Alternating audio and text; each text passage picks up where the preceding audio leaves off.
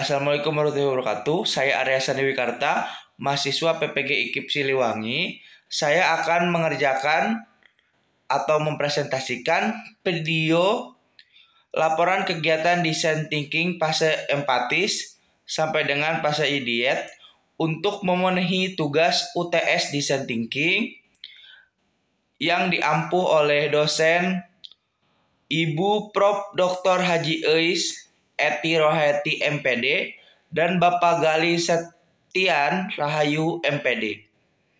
Terima kasih, selamat menyimak. Wawancara. Yang pertama, perkenalan dan gambaran objek. Pewawancara mengenalkan diri dan memaparkan tujuan dilakukannya wawancara kepada peserta didik. 1. Halo, Assalamualaikum adik. Perkenalkan nama Bapak.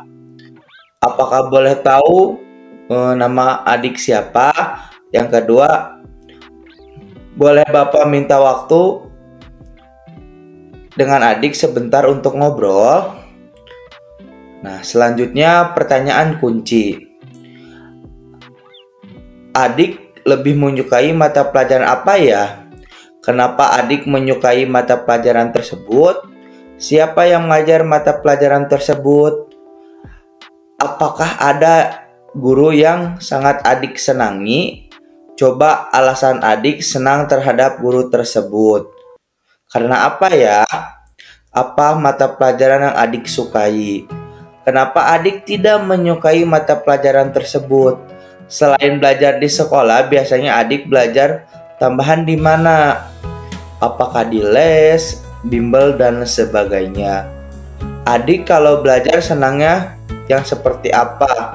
Apakah menggunakan video atau dengan suara saja, misalnya mendengarkan guru yang berbicara, atau belajar dengan gerakan sambil bermain misalnya?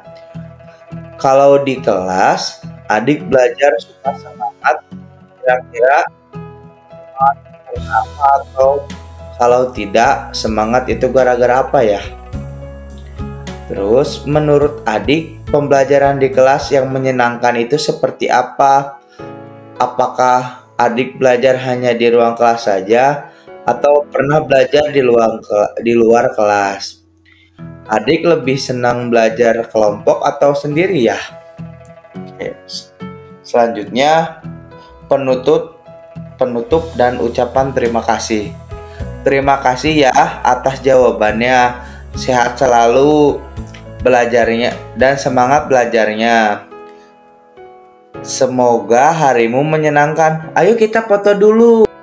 Ya, lampiran kedua, refleksi wawancara. Jumlah peserta didik ada 6 orang, kelas 5. Apa pikiran yang paling dominan muncul saat Anda melakukan wawancara? Kegiatan belajar yang menantang cenderung disukai peserta didik. Terdapat keberagaman antar peserta didik. Apa perasaan yang paling dominan muncul saat Anda melakukan wawancara? Perasaan yang saya rasakan masih banyak potensi yang saya yakin bisa dikembangkan dari peserta didik, dan saya ingin menggali itu dengan membuat suasana belajar di kelas yang mereka harapkan. Hal baru apa yang Anda temui setelah mewawancara? Apakah asumsi Anda sebelumnya sudah tervalidasi? Hal baru yang saya temui yaitu ternyata siswa kelas 5 suka dengan sesuatu yang bersifat tantangan dan permainan. Jiwa kompetitif siswa di kelas sangat tinggi. Menurut saya sudah tervalidasi. Kabel creping inside. Ternyata peserta didik di kelas tinggi lebih menyukai media pembelajaran yang menarik seperti video, games belajar, bukan hanya buku. Ternyata peserta didik lebih menyukai guru di kelas 5 ketimbang guru yang sebelumnya mengajar. Ternyata pembelajaran berkelompok disukai peserta didik. Ternyata peserta didik kurang suka pelajaran yang banyak menulis dan lebih menyukai pelajaran yang Di dalamnya banyak menyelesaikan sesuatu berupa tantangan. Ternyata peserta didik suka belajar dengan menggunakan media belajar berupa permainan, video, dan sesuatu yang menantang. Ternyata peserta didik menyukai kegiatan belajar di luar ruangan ketimbang di dalam kelas. Ternyata peserta didik untuk beberapa mata pelajaran seperti PAI, PKN, IPS, bahasa Sunda sering merasa bosan dan mengantuk. Ternyata peserta didik lebih suka belajar kelompok yang membuat mereka tertantang, dan mereka lebih suka belajar kelompok buatan mereka sendiri ditimbang buatan guru. Ternyata peserta didik kurang suka dengan tes individu yang mendadak. Rangkaian pemahaman terpilih. Ternyata peserta didik menyukai kegiatan belajar kelompok karena tidak merasa bingung sendirian dan bisa bekerja sama. Ternyata peserta didik di kelas tinggi lebih menyukai media pembelajaran yang dapat mereka lihat dan memiliki daya tarik dan menarik, bukan hanya buku. Ternyata peserta didik suka belajar dengan menggunakan permainan dan sesuatu yang menantang.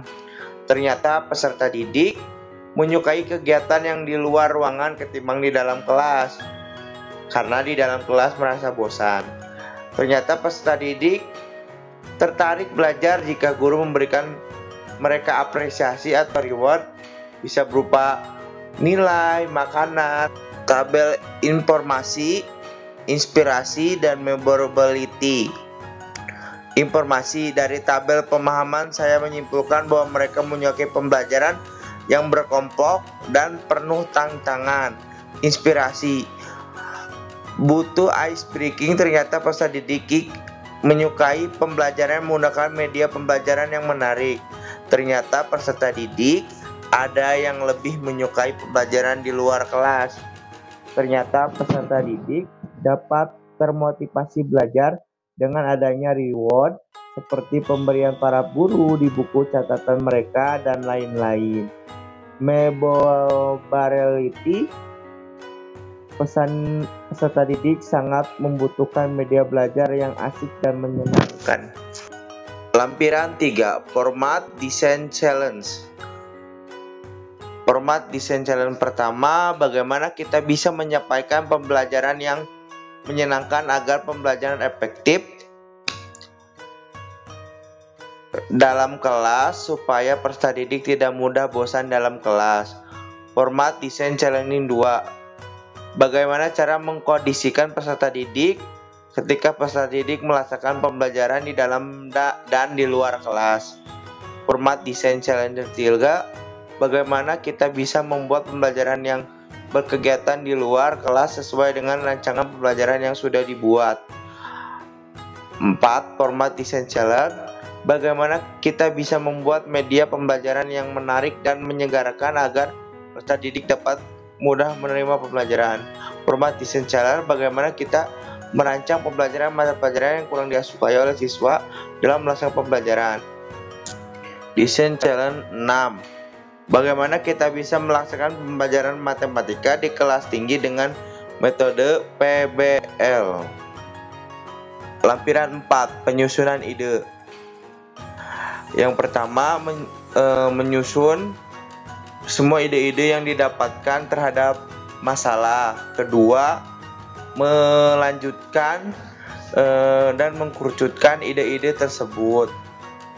Nah, setelah dikerucutkan ide-ide tersebut, dibuat kotak-kotak agar diberi penilaian atau feedback dari teman-teman lain agar bisa dieksekusi dengan baik setelah saran dan kritik dari teman-teman. Terima kasih. Cukup sekian penjelasan dari saya. Semoga bermanfaat.